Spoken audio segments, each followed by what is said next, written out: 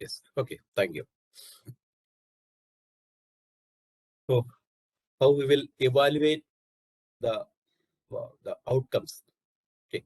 Before that, I will just show you some one or two slides. Again, this is a recap of what you have learned over the last 2-3 days. Now, the difference, or this is the buzzword of OB.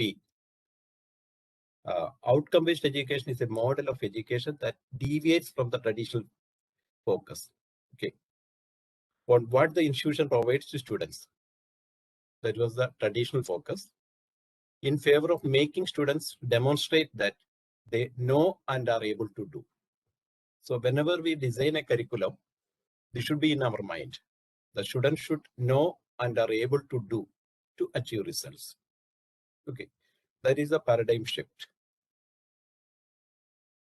The traditional system versus OB. These are some of the major differences. Like in traditional system, we have the teacher-centric education, whereas in OB, it is completely a student-centric learning or student-centric education. The traditional system, importance on teaching and content, whereas in OB, importance on learning and process. And the traditional system is knowledge-driven and rote learning, whereas in the OB, learning ensures knowledge and performance. So that is the main difference between traditional system and OB. And you have gone through all these concepts. Now, this is the paradigm shift. Earlier, a teacher should think like this. What should I teach? Whereas in the OB system, what should my students be able to do with what they learn? What should my students be able to do with what they learn? Here comes the relevance of the higher order Bloom's taxonomy levels, like starting from apply onwards. So earlier, even if a student mug up everything, he will get university ranks. That was possible. But in the new system, when we apply the higher order taxonomy levels, the scenario will change. Now, coming to the calculation part, before going to the calculation part, why all these graduate attributes are designed in this way? So I have a question for you. What are the 3 pillars of a professional? Or I will do one thing. I will again use a Mentimeter. Knowledge, attitude, skill. And again, one more it is added now, that is habit. Okay, especially during this particular time, lifelong learning is a must. So we have divided the graduate attributes, these 4 broad categories. Okay, under knowledge, some of the graduate attributes comes, then attitude, under skill, and habit is a lifelong learning. And this is only a broader classification. This is not a tight compartment level classification. So we have 3 pillars like knowledge, attitude, and skill. And these are the 3 pillars of a professional. So when a student, after completing the course, when he joins an industry or somewhere for his career, then naturally these are the skills he has to develop. These are the pillars he has to develop. So all the graduate attributes are defined by NBA, National Board of Accreditation, are divided into these 4 broad categories. Okay. Now coming to the attainment level calculation, I think Dr. Sunil Jha was mentioned about the calculation of graduate attributes. So this is an example, and this is the outcome of today's session.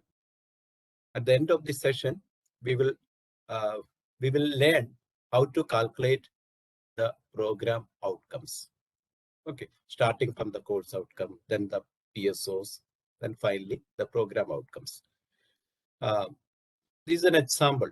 Suppose if we can calculate the program outcomes and the attainment level, this is a 4-point scale calculation. That means out of 3, we are getting these values. For example, in this case, one particular student, suppose this is the PO attainment levels. For individual and teamwork, he has got 2.7. That means 90%. Whereas in some other areas, like, for example, analytical reasoning is only having 1.6. That is a grade. So that difference may be there from student to student. Okay. Then I will give you an example. I will illustrate with an example, a simple example, because there are many complex things we can add if you are using a software or something like that. But to understand the process, this is only a simple process, a simple example. Suppose this is an example of a program outcome. We have 9 program outcomes here. Starting from the domain knowledge, this is the first one, and the last one is self-directed and lifelong learning. You will take this as an example only. Okay. Then suppose we have 5 PSOs for a BCA program. So these are the PSOs for a BCA program. PSO 1, an ability to apply mathematical foundation, algorithmic principles, and computer science theory and practice. Similarly, we have 4 more, so that the total number of PSOs is 5. Again, this is only an example.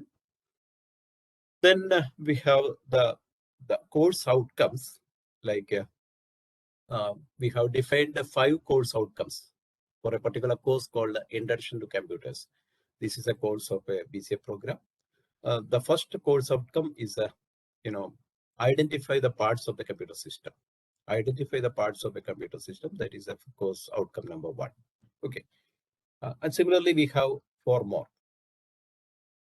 Then activities for semester 1.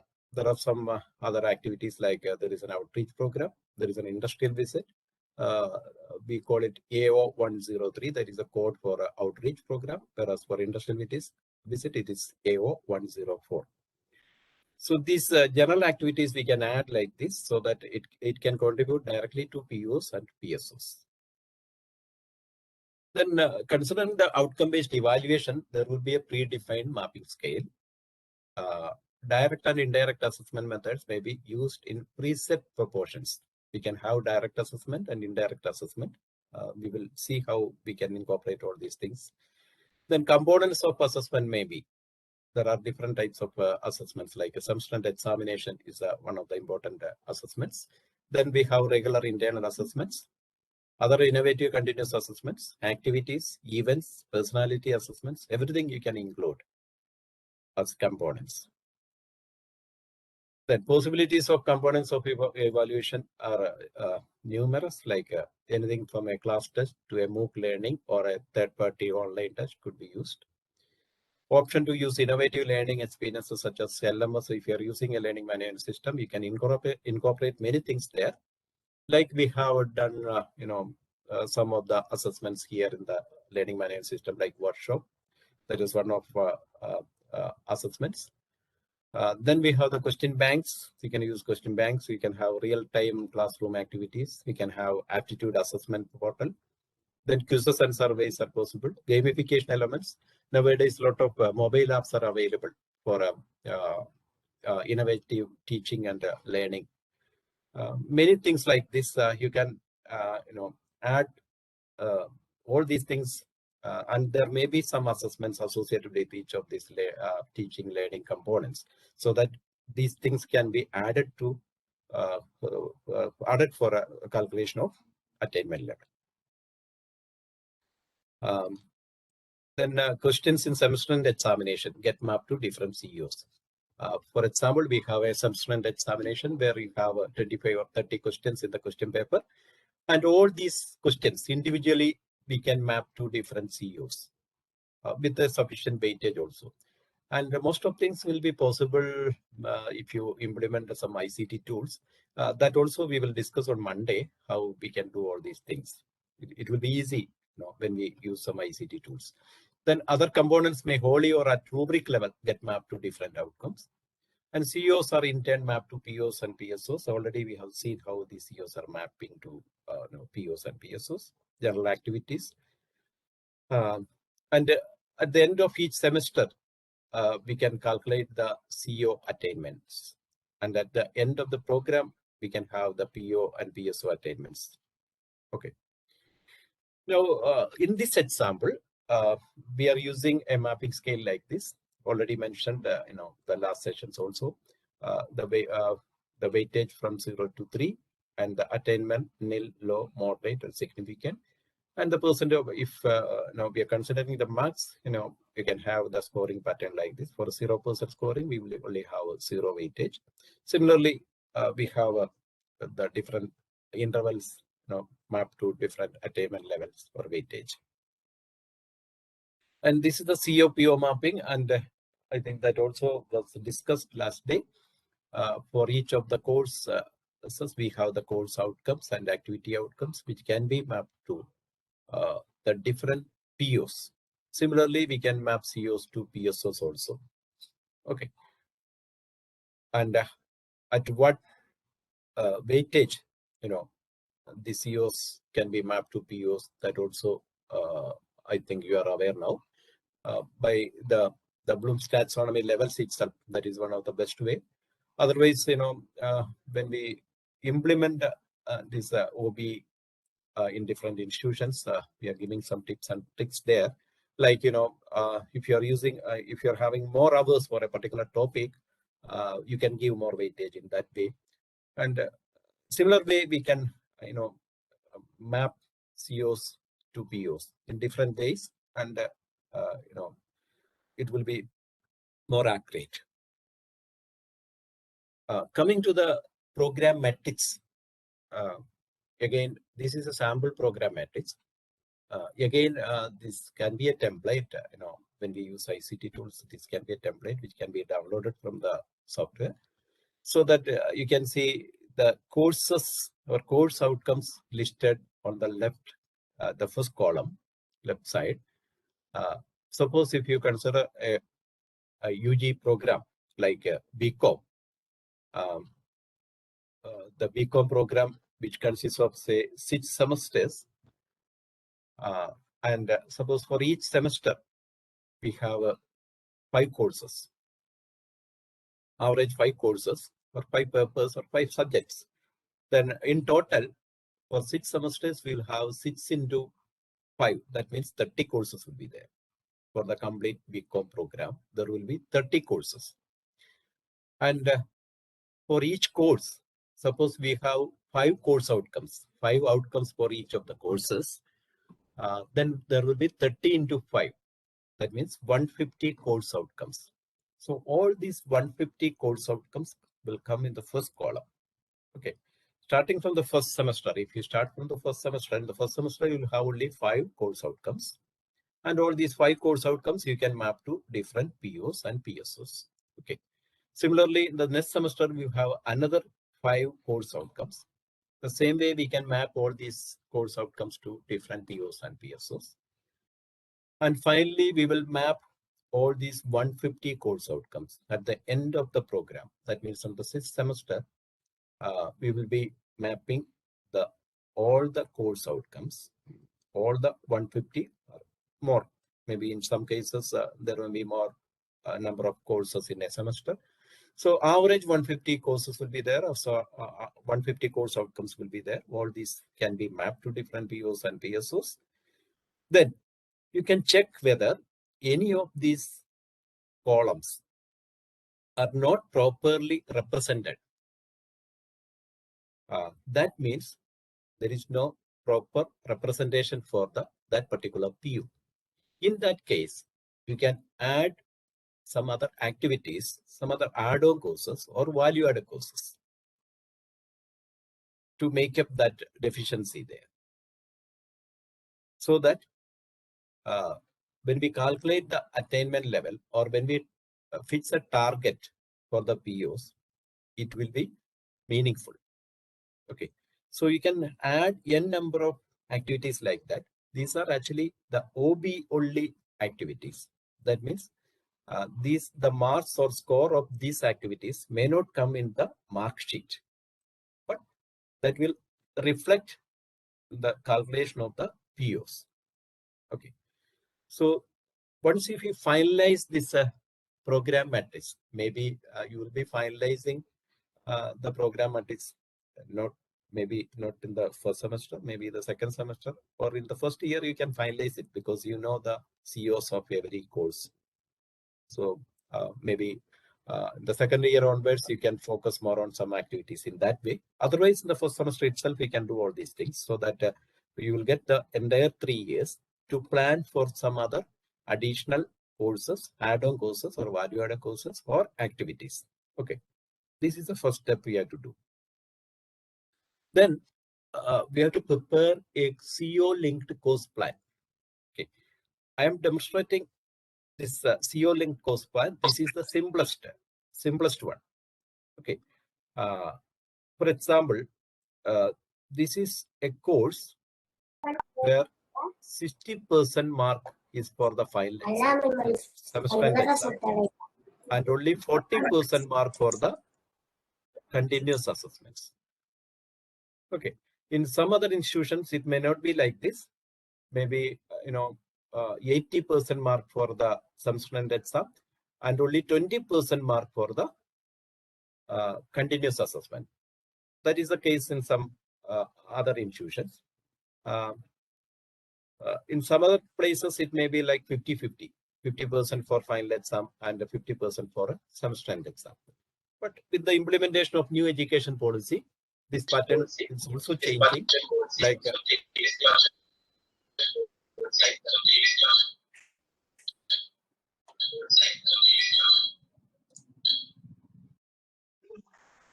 please mute yourself because there is some problem with the Cisco WebEx. From the host side, we cannot mute everybody. There's some error happening. So we are already reported this case to Cisco WebEx. So please mute yourself. Yeah, thank you. Now, with the implementation of new education policy, this pattern is slowly changing. We'll have more weightage for continuous assessments in future. So then the implementation of OB is more easy and meaningful. Okay, because with the 2 hours or 3 hours final examination, we cannot calculate the attainment level of the outcomes in a meaningful way. Okay. So we need n number of assessments, and only through n number of assessments we can calculate the attainment level in a more accurate way. Okay. No, this is a CO-linked course plan. I will explain what it is. Suppose we have 40% mark for the continuous assessment and only under 60% for marks for the final examination. We may have different components for the internal assessment. Like we may have a seminar, we may have an assignment. This is only an example. Institution wise, this will change, I know. So we may have a video presentation. So suppose for a seminar, 4 marks are awarded for a seminar, 4 marks. Okay. And suppose the seminar is mapped to CO1. In this example, our CO1 is identify the parts of a computer system. So if you are providing a topic like this to the students and asking them to take a seminar, then this 4 marks is completely or fully mapped to CO1. But when we implement OB, this is not the case. Even for seminar, we can give a topic which can be mapped to more than one COs, CO1 or CO2, and in different weightage also. Okay, so I'm considering the simplest of this method only for your understanding. So when you implement OB, you can do all these things. We can map any of these assessments to more than one COs and with sufficient weightage also. For example, if you are mapping seminar, for example, group activity map to CO2 and CO4, and I have given equal weightage here, whereas you can give different weightages. That also is possible. Okay, so you can see each of these activities is mapped to different COs. Exam 1, this is the internal exam. There are 3 exams being conducted in this institution, so that the marks are mapped to. Exam 1 is mapped to CO1 and CO2. Exam 2, CO3, exam 3, CO4. And attendance is considered as an activity in this case. Okay. Then for final exam, we are covering the entire syllabus. We are asking questions from all the modules. That means the final exam you can map to all the COs. Okay. So this is the first step. We have to prepare a CO linked course plan. You have to prepare a CO linked course plan. Okay. From the faculty side. Then how we will calculate the attainment level? So we are trying to calculate the attainment by student heads for the continuous assessment. We are considering only the continuous assessment now. For example, for seminar, out of 4, the student is scoring 40%. Then according to the mapping scale, 40% comes the second level. That means the first level is 0%. Then the second one, low, that means 1. Okay, from 1 to 49%, I think the weightage is 1. Similarly, for a CO for assignment, it is mapped to CO2, and suppose a student get 85% mark, then the weightage is 3, the higher side. Okay. So as a faculty member, you have to input the score only. And if you're using again a software, this attainment and everything will be captured by the software. So once you prepare the course link, the CO link course plan, and after that, when you conduct different assessments, just input the marks, then the attainment level will be captured by the software. Okay. Now, you should understand the process of the calculation of the attainment levels. So I will explain the process. So in the similar way, for each of the continuous assessments, internal assessments, you can input the marks and the corresponding attainment level will be there.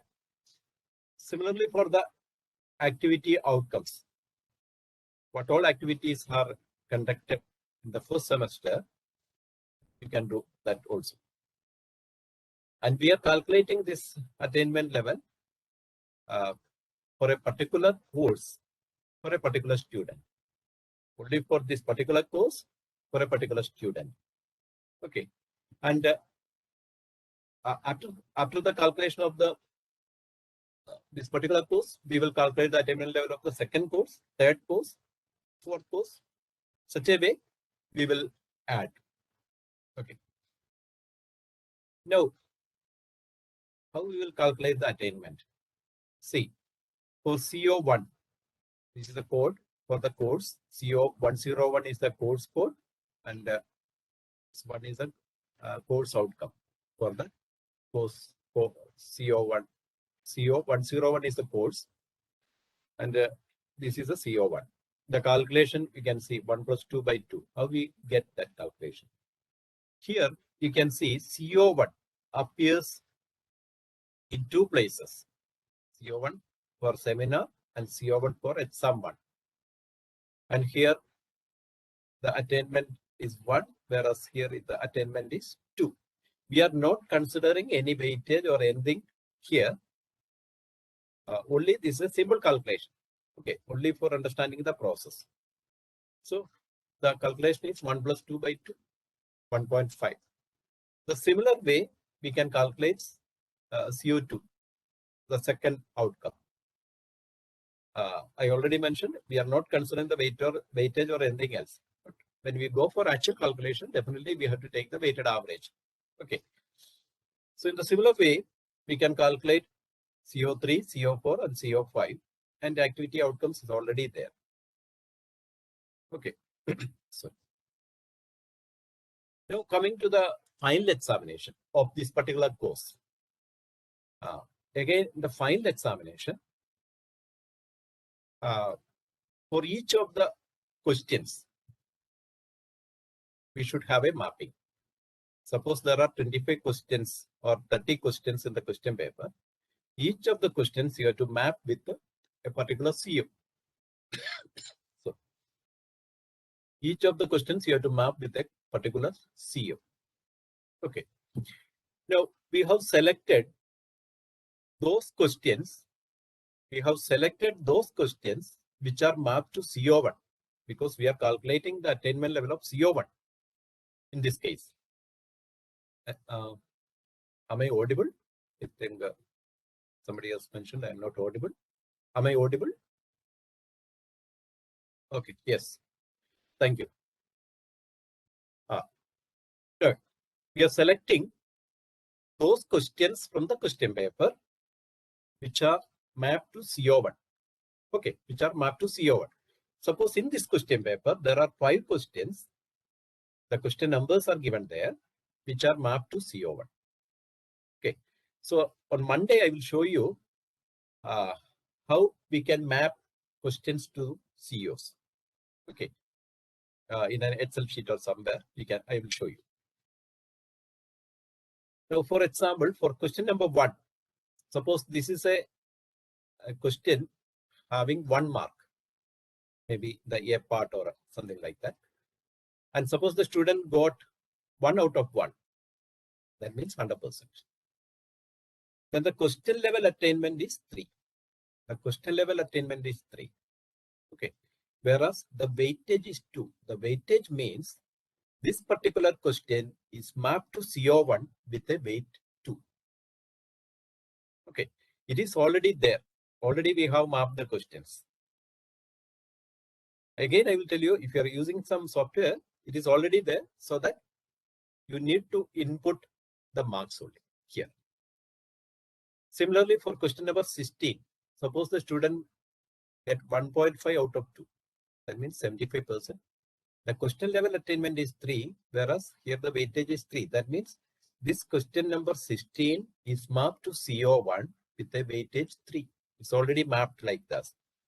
Okay. The same way for each of the remaining questions, the score and the attainment. Attainment is here. The score is given here. Then the question, the weightage of that, the mapping, that question to the outcome, that is here. Now here we will take a weighted average so that the CO1 attainment of this particular student for the filed examination is 2.09. Okay. So this is the attainment level. So what we have calculated? We have calculated the attainment level of a particular student for one of the courses and only for one course outcome. So this is a course with the 5 course outcomes, and we have calculated the attainment level of this particular student for course outcome number 1, CO1, for filed exams, and also for the continuous assessment. Already we have that. Now, the final calculation, ratio for calculation. See, in this case, according to the institution's policy, we can add the ratio. Like, for example, in this case, we have given 80% weightage for continuous assessment. 60-40 was the ratio. 40% for the internal assessment, continuous assessment, and 60% for the external examination. But for calculation of OB, for the attainment, we can change that ratio. Not for the marks, but for calculation of the attainment level.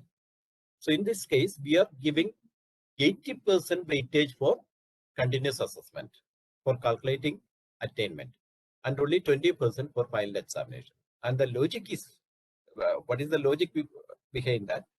The logic is, for continuous assessments, we have n number of activities and assessments, so that the continuous assessments components will contribute more to the attainment level of the for attainment calculation of the CO. That is the logic. So if you put the ratio like this, the calculation of CO, you see 1.5 into 80 by 100 plus 2.09 into 20 by 100 So we'll get 1.618. So this is the final CO attainment. Again, I will tell you, this is only for course outcome number 1. Similarly, we have to calculate for course outcome number 2, 3, 4, 5. Okay. So this is the process. Is it clear now or any doubts? If you have any doubts, we will just discuss that and we will move forward. Any doubts regarding the previous slides or any doubts regarding the calculation?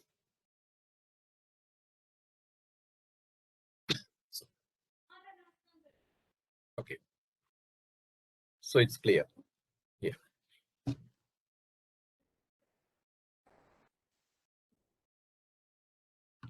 Okay. Then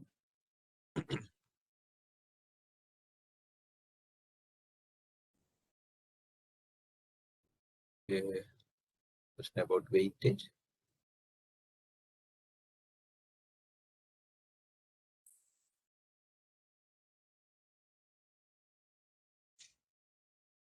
Okay, a ratio is not fixed. Ratio you can fix, according to the institution's policy. You can keep the same ratio like 60% final exams, 40% in continuous assessment. That is possible. Otherwise, according to the policy of the institution, you can change the ratio. And this will not reflect the mark sheet, It's only for the calculation of attainment level. So ratio is not fixed. Criteria to choose weightage. Weightage means which weightage?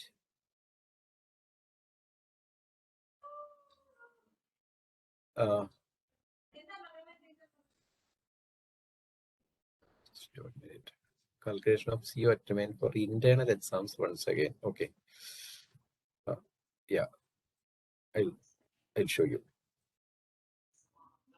These are the internal assessment components. This is an example. We have a seminar, assignment, etc. And the marks are given here. Total marks will be 60. Sorry, total marks will be 40. And remaining 60% marks for the final exam. So out of 40 marks, we have divided into different components. And each of these components is mapped to different outcomes, COs. Okay, I think that is clear. Then for each component,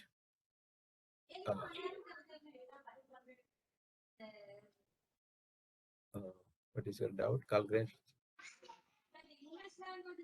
When attainment CO by student at CA. Okay. Okay. Okay.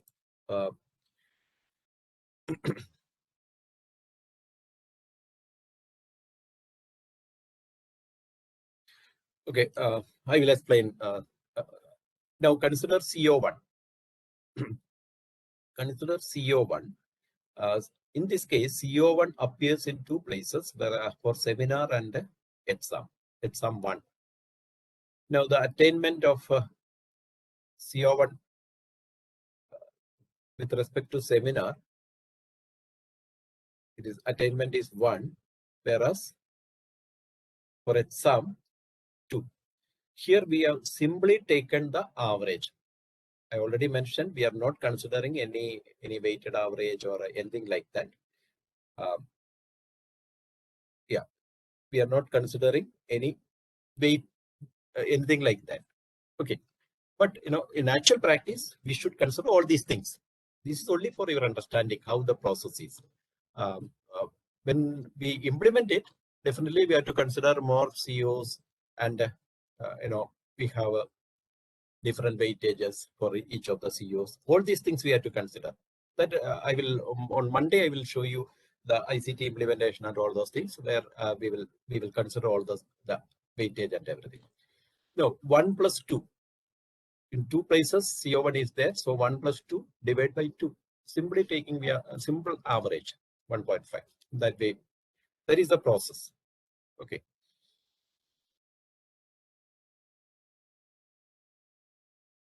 Okay, that is another question. In exam 1, there are 3 questions, okay, if there are 3 questions, we can map each of these questions to different CEOs. That is possible. I already mentioned, all these are possible. I am considering only a simple example here. I will show you on Monday how each of these questions can be mapped to different CEOs and with a different weightage, and how during the calculation, how it is possible. Only with some ICT tools I can show you that. Okay, that I will show you on Monday. I got it. Now we are calculating only the simple average. Only the simple average. So in that way, we are calculating the different the attainment of different CEOs. Then for the external examinations, each of these questions will be mapped to different CEOs. We have picked only those questions which are mapped to CEO1 in this case. And the CEO1 is mapped to these questions with weightage. That also I will show you the in the interface. Okay. Then we got this value. And finally, 1.618. This is the attainment level for CO1. Now we have to consider the direct assessment and indirect assessment. For example, at the end of the course, each course, you have to conduct a survey among the students. That is one possible way of indirect assessment. So you can ask the students, what is your level of attainment on a 3-point scale, for example. Okay. You can conduct that survey, and suppose we are getting the result like this. Suppose for a particular student X, he says that his CO1 attainment is 2, and CO2 attainment is 2. Again, CO3 is 3, CO4 is 3, CO5 is 3. That is given there, the top row. Okay. Then through direct assessment, suppose you are getting these values. Suppose this is only an example. Okay. Don't look at the calculations or anything, like only an example, and only you can understand the process. Okay. Now, what is the weightage we have to give for direct assessment and indirect assessment? That also the institution can decide. So here, as an example, I have given 80% weightage for direct assessment and 20% weightage for indirect assessment. But in most of the cases, institutions will give 90% weightage for direct assessment and only 10% for indirect assessment. Okay, because that is the feedback we are receiving from the students. Only 10% weightage will be given in that case. Many institutions are doing like this. Suppose if it is at 80-20 ratio, we will get the final CO attainment. This is a weighted average again. And for each of the COs, the attainment is calculated like this. Okay, 2.1 to 1.5 to 2.58, etc. Now, for the entire class, suppose this batch consists of 60 students. Now, you can, for each student, we have to calculate like this. We have calculated it for student X. Similar way, for the second student, third student, etc. 60 students are there. We can calculate it like this. And we can calculate the average CO attainment of the class. Then we can convert it into a percentage, the percentage attainment of CO, that particular batch. That also we can calculate. Then we can have some analytics like this. Percentage of students attaining more than 60% level in the above case. 60% means out of 3, 60% means 1.8. So how many students are there with the 1.8 or more? An attainment level of 1.8 or more into 100 by 60. That is the percentage of students attaining more than 60% level. Similarly, we can calculate the percentage of students attaining more than 80%. 80% means out of 3, 2.4. So you have to find the number of students scoring 2.4 or more. Okay, into 100 by 60. 60 is the batch size. So in that way, we can calculate these. These are actually the targets. I'll show you the task, today's task. where you will be calculating all these things. Just inputting some your marks, and you will get that the report. Then it will be more easy for you to understand. Similarly, we have to calculate the POs, PSOs, all these things. So, starting from CO attainment, once if you calculate the CO attainments, then you can calculate the PO attainments like this. For each of the POs, you can calculate. You will get the weighted average. You have to input all these. Again, I will tell you, if you are using some software, no need of inputting anything here, because once the CO attainment is calculated, the mapping and everything is already done, so that the software will take care of the remaining calculations, PO calculation and all. So that way, and finally, for a PO calculation, for example, domain knowledge is the first PO. Here also, suppose we have calculated the attainment level of PO1. So the direct assessment, 2.16, suppose this is the value. And indirect assessment, suppose for PO1, when we conduct a survey or something like that, and the student says that yes, his attainment is 3. That means out of 4-point scale, full attainment. You have to consider that. And if it is a 80-20% ratio for direct to indirect assessment, this is the final calculation. So final attainment for domain knowledge is 2.32 here. Okay. Then the same way, suppose if you calculate PO1 for student heads, the same way we can calculate PO2, PO3, etc. Then PSO1. If there are 4 PSOs, all the PSOs also can be calculated, because once if you calculate the attainment level of COs, and the COs are already mapped to POs and PSOs, the remaining calculation is easy. And finally, we will get a table like this, where if there are 60 students in the batch, and for every student, we'll get the PO attainment and PSO attainments. You can calculate the average, then the percentage also. Then we can have some analytics like this. The percentage of students attaining more than 60% level in the above case, or percentage of students attaining more than 80%. The same way we have calculated the CO attainment. The same way we can have these values. Then institutional level evaluation, we can do average attainment level with respect to POs and PSOs of every outgoing batch, with the percentage of students above various level of attainment. That is one area. Then we can conduct an alumni survey.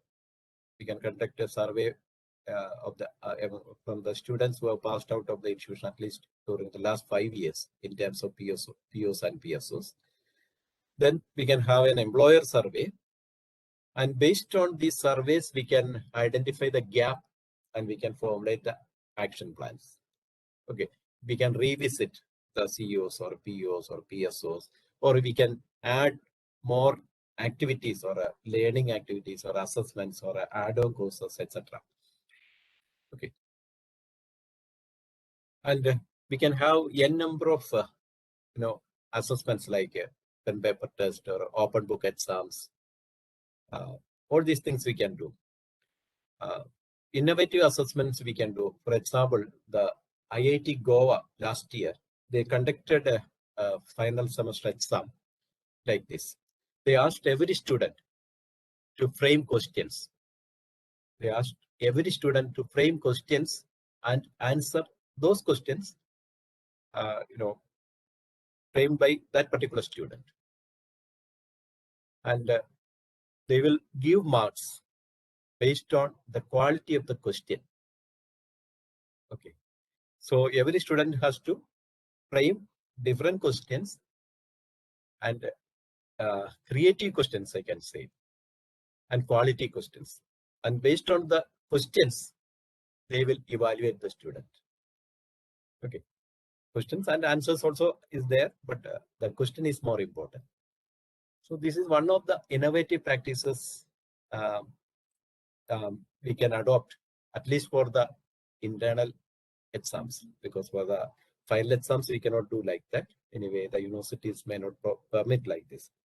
So these are some of the innovative practices we can do. And on Monday also, I will give you some more idea about the best practices. And we can have activities like industrial visits, field trips, projects, social activities, events, assignments. And we can have, rubrics for each of these activities, so that each of these rubrics can be, the rubric level, it can be mapped to COs. We can have general activities like attendance, sports, ads, participation in some events, etc., mapped into POs and PSOs directly. Then from online certification, we can ask the students to do some online certification, because many of the online certifications are free during this pandemic time. So that is again another possibility. Then innovative learning experience through LMS, the taxonomy levels. See, for example, this particular student, his scoring pattern show that more than 60% mark contribution is from learning domains, remember and understand. So from yesterday's session, I think you understood how we have to give questions based on the Bloom's taxonomy levels and the low level, higher order level, etc. So remember and understand means definitely the student is not employable. Okay, so according to the scoring patterns of this particular student, because each of these questions will be mapped to some Bloom's taxonomies. Yeah, this will be mapped to some taxonomy level. Every question, starting with the verb, it should be like that. A Bloom's taxonomy verb, so that each of these questions you can map to different COs. Now, suppose a particular question is, some particular questions are in the low level taxonomy levels, and suppose a particular student is attempting only the low level questions, definitely we can say that this particular student is a slow learner. Okay, this is one of the inferences we'll get, and based on several such inferences, we can identify the slow learners. That is the most beautiful part of this when we use ICT tools. Okay. Now, the semester consolidation report like this, we can have, for example, this is a particular student, we are calculating the attainment level for the second semester. Suppose these are the courses. Suppose there are 5 courses, and outcomes are mentioned here. And for each of the outcomes, the attainment level is calculated. It's only an example again. For each of the courses, the attainment level is calculated, and it is there in the different cells. And the learning domain is also there. See, for example, for this particular student, we can see an upward trend for the first 2 learning domains. Remember and understand. Whereas for the apply level, it is a downward trend. And for analyze and evaluate, again, upward trend. For create, the neutral trend. Okay. And the PO level calculation, that trend also mentioned here, but when we calculate PO, it will be meaningful only at the end of the program last semester. But at least we can see the trend in each of these semesters. Okay, this is again useful for a NAAC purpose. We have the attainment level, and even for the learning domains, we have a report like this. Okay, we can have a report like this, and the trend, everything will be visible. Okay. This is the program consolidation report. We have for each semester, according to the learning domains for this particular student. According to the learning domains, what is its percentage? Okay. For each semester, it is given there. And the program outcome, the attainment levels are given, and the class average is also given. Program specific outcomes, the score is given, the average is given, and some observation or recommendation according to the analytics reports. We can have consistency and improvement observed in higher order learning, expected to perform well independently. Some observations we can have like this. And these reports are useful, again for the accreditation purpose. Okay. And again, we can have some outlier reports. See, for example, some students, may not be performing well in the external exam and only in the internal exams, or in some particular COs. Suppose some particular student or the entire class is not performing well, or the attainment level of a particular CO is very low for the entire batch. So in that case, we can identify what are the problems, or we can have an outlier report again from this. So all these reports I will show you on Monday, because that will be through the interface. I can generate the report and show you. That will be more useful.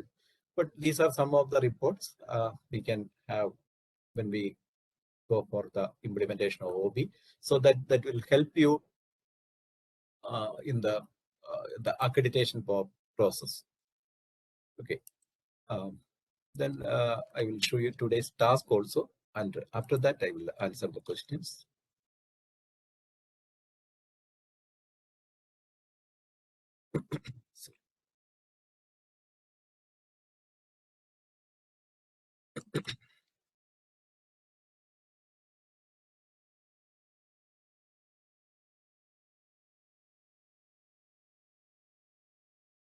Okay, this is our LMS. I think most of you, everybody has gone through this LMS, and we have different tasks, and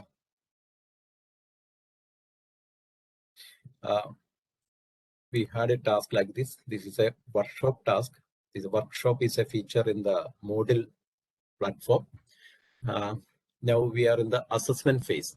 I think the some of the faculty members, you could not submit the assignment on time. So now it is in the assessment phase, and this will be over by today. Yeah, today by 12 p.m. So, and after that, we will open it for submission again. If any of the faculty members who could not submit the assignment on time, you can submit it tomorrow. Okay. And now it is in the assessment phase. So I think most of the faculty members, you have started that assessment. You can assess the assignment done by some other faculty members. You can give the rating only, so that you will learn more. This is again one of the best practices, you can implement if you are using Moodle, or if you are using other platforms also. Similar facility is there. So you can just download that task again, that template, and you can submit it tomorrow after 12 o'clock today. So we will again open it for you, those who haven't submitted it. Again, this is an activity I already mentioned. This is a workshop activity where both learning is happening, because the students are submitting the assignment, and peer evaluation is possible. So through peer evaluation, the student is evaluating the assignment submitted by other students also, so that the Bloom's taxonomy level evaluate comes in the 5th level after analyze. Okay. So again, they are evaluating, they are analyzing, and they are evaluating the task. In that way, we can adapt some of the best practices LMS. So this was just the second day's task. You can do it again. So those who missed it. And we have a task for today. That is the CEO computation. This is a prototype only. Just for your understanding, this is only a prototype. I will show you. You can download that task, and I will show you the Excel sheet. Is it visible? Is the Excel sheet visible now?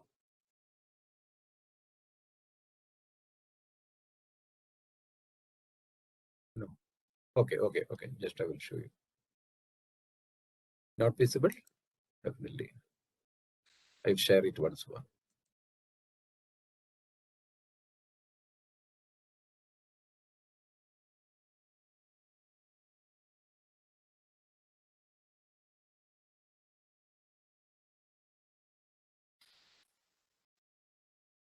Is it visible now? Yeah. So you can download that task. Now you will experience how this computation is done. It's only again a simple model, only for understanding the process. So please note what all things you have to do. The first one is you may have different course outcomes. If already you have course outcomes, or you have defined course outcomes for your particular course, you can write those course outcomes here. Even if you are not writing it, no problem, because the code is there. CO1, CO2, CO3, CO4, etc. is there. But if you write it, it's fine.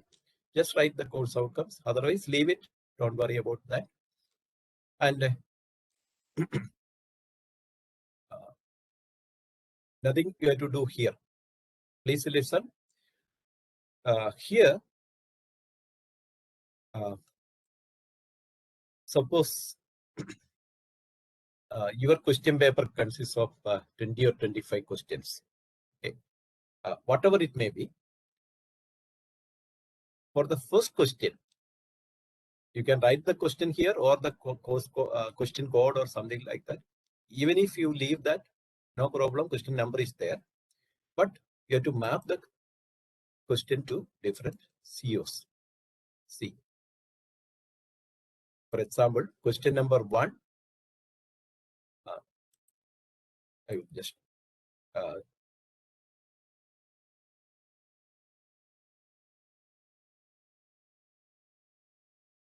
suppose question number 1. It is already there. It is, if it is mapped to CO1, you can give the level, the weightage there. Okay, it is already explained in the last class how we can map a question to a CO. Okay, if there is no mapping, it will be 0. You can just click this space. It will be 0. 0 will come there automatically. Don't do anything here. Okay, only you need to write the question or simply map it. That's all. Suppose CO1, there is no mapping, no weightage, you can put 0. Suppose for CO2, if it is 2, okay, you can put 2 there. And suppose CO3, if it is 3, weightage is 3, we can put 3 there.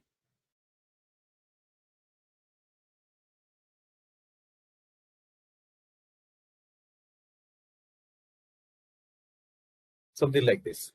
Okay, we can do the mapping. This is compulsory. You have to do the mapping. Then the maximum mark also. Suppose for this particular question, this is a part question. Suppose you have only 1 mark, put that mark. So this is the assignment. If you want to write the questions, yes, one question can be mapped to different COs. It is possible. Otherwise, 1 or 2 COs, or even in some cases, one question can be fully mapped to one CO. For easy implementation of OB, usually some institutions, what they do is they will map module 1 or unit 1 to the first CO, so that all questions from module 1 will be mapped to CO1. That is also possible. And if you want to map one particular question to different COs, that is also possible. Okay. Similarly, you can put question number 2. Again, you can map it to one CO or more than one CO. According to your choice, you can put it like that. And you have to add the mark there. If it is a 2-mark question, you can put 2 mark there. And all these will be automatically, coming there. No need of inputting anything there. Only the mapping and the maximum mark. Okay. Only the mapping and the maximum mark. Nothing else. The same way you can fill, suppose if you have considering only 10 questions, you can have 10 questions. No need of entering all the questions. Only 10 questions you can consider. Or if you have 25 questions, you can add all these 25 questions. Then you'll get a more accurate attainment level. And the second sheet. So this is CO mapping. And the second sheet, you are entering the marks. Okay. As an example, we will consider 10 students. We will consider 10 students. And no need of entering the name here. If you want, you can put the name. Otherwise, leave it because roll number is there. Okay. And for each question, suppose you are considering 10 questions. Question number 1. For each of these 10 students, you can input the mark. For roll number 1, out of 1. Suppose for question number 1, the mark is 1 out of 1. What is the mark for student number 1? If it is 1, you can put 1, 100%. Or if it is 0.75, put 0.75, etc. So if you are considering 10 students, you can input the marks there. Okay. No need of writing the name. Roll number is already there. But if you are considering 10 questions, for each of these 10 questions, the marks scored by each of the students, you have to input there. Okay. And one more thing you have to do. You have to fix the target. For CO1, what is your target? If it is 60%, you can put 60%. Or if it is 70%, you can put 70%. And the number of students also you have to enter here. I think it is clear. Here, the number of the marks of each of the students for each of the questions. Then you have to fill the target. You have to set the target yourself. Number of students here. And don't do anything here. Okay. If you want, you can put the course name and the semester. That's all. You will get the values here. The attainment level, whether your target is achieved or not. Level of attainment, everything you will get it here. Okay. So I will repeat once more. Course outcomes. If you want, you can put the you can give the content there. Otherwise, leave it. Then each of the questions, if you are considering 10 questions, you can map all these questions to CEOs. If you are mapping only to one CEO, it is fine. Don't worry about it. If one question is mapped to different CEOs, that also you can put it there. And maximum mark you have to enter there. Okay. So mapping and maximum marks, only that. And for mark entry, see, second sheet. You have to go to second sheet.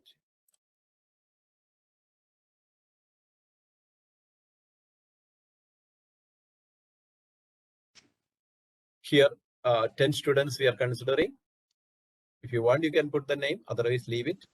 But the marks you have to enter here for the 10 students.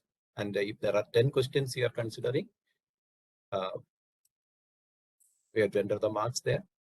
And the target also, you can fix 60% or 50%, whatever you like. You try it once more. Then you can experience that difference. The number of students you can input that also here. And you will get this scorecard, this automatic generated. Okay. So that's all about this task. So you can do this task today or tomorrow, because tomorrow, Saturday, we are not having any sessions like this, any live sessions. We are not having any live sessions, but you can complete all the tasks by Sunday. Because, for getting certificate, your attendance will be marked based on the task you are doing. Okay. I think this is clear, no? Should I explain once more? Or is it clear? The task is clear?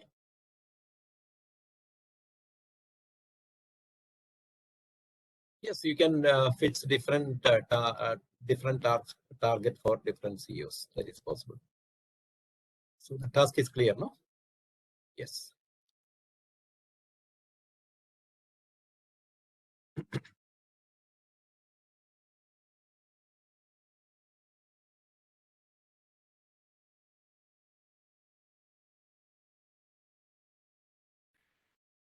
Okay.